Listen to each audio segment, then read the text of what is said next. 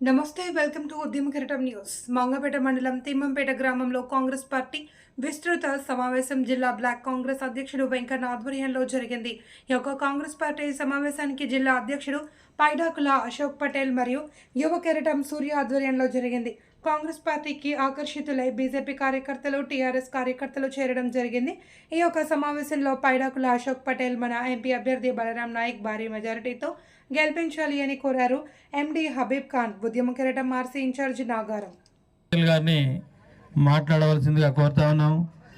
మాట్లాడే ముందు మరి ఈ కార్యకర్తలు అడిగిన ప్రశ్నలకు కూడా జవాబు ఇవ్వాల్సిందిగా కోరుతా ఉన్నాం. మరి తప్పనిసరిగా ఇక్కడ మాకు హామీ రూపకంగా ఇవ్వాల్సిందిగా తమరిని వేడుకుంటున్నాం.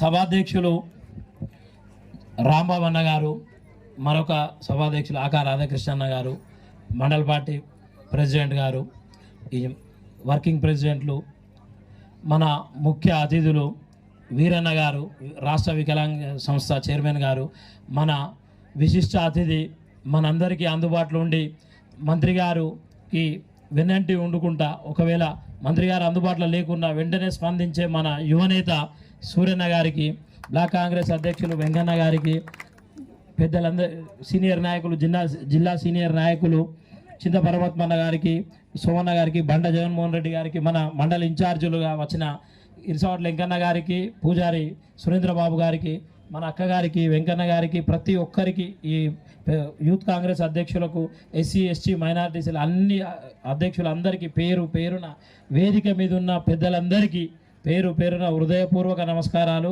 వేదిక ముందున్న మా అన్నదమ్ములు, అక్కజల్లులందరికీ మండు టెండని సైతం లెక్క చేయకుండా ఇంత టెండలో పాపం కూర్చున్న మా అన్నదమ్ములు, అక్కజల్లులందరికీ పేరు పేరున హృదయపూర్వక నమస్కారాలు.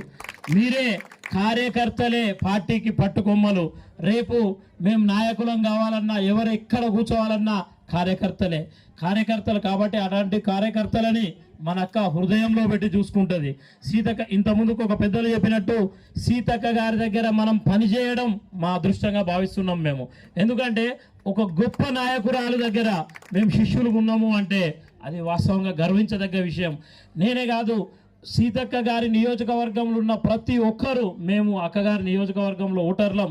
అక్కతోటి మా అందరికీ ప్రత్యక్షంగా సంబంధాలు ఉన్నాయి. ఇక్కడున్న ప్రతి ఒక్కరికి అక్కగారితోటి అక్క చెల్లె అనే ఒక బంధుత్వం, ఆత్మీయత ఉన్నది. కాబట్టి మనమందరం అదృష్టవంతులుగా భావిద్దాం. ఎందుకంటే ఒక గొప్ప నాయకురాలు, రేపు జాతీయ స్థాయిలో ఎదగబోయే ఒక గొప్ప నాయకురాలకు మనం శిష్యులు ఉన్నందుకు మనం అందరం గర్వపడదాం.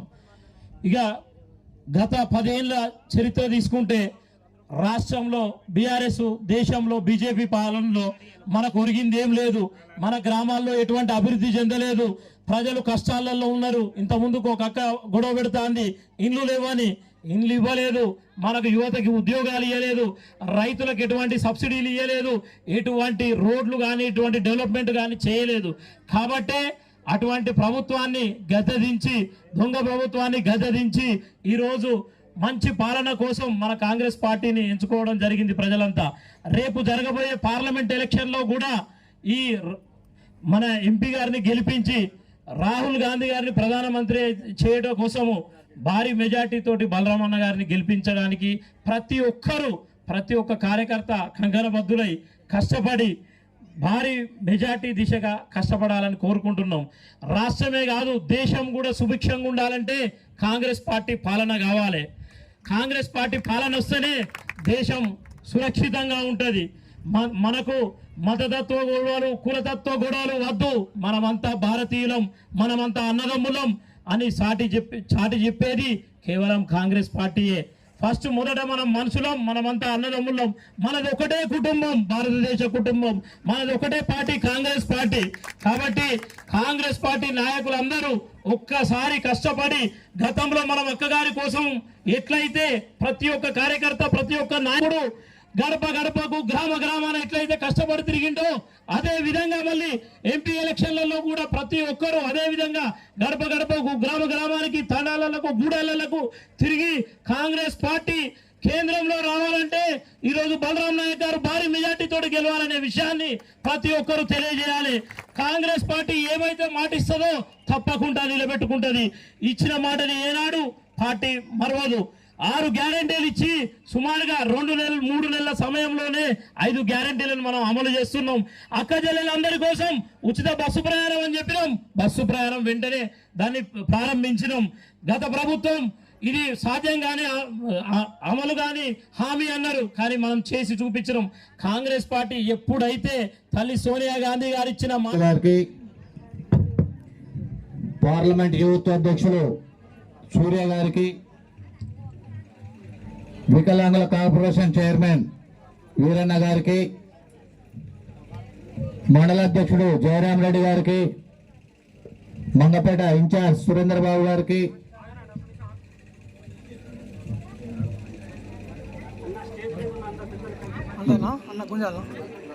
ధ్యాన సేవలైన కాంగ్రెస్ పార్టీ కార్యకర్తలకు, స్టేజ్ మీద ఉన్న లీడర్ల అందరికి పేరు పేరున నా హృదయపూర్వక నమస్కారాలు. రాబోయే 13వ తారీఖు రోజున పార్లమెంట్ ఎలక్షన్లు.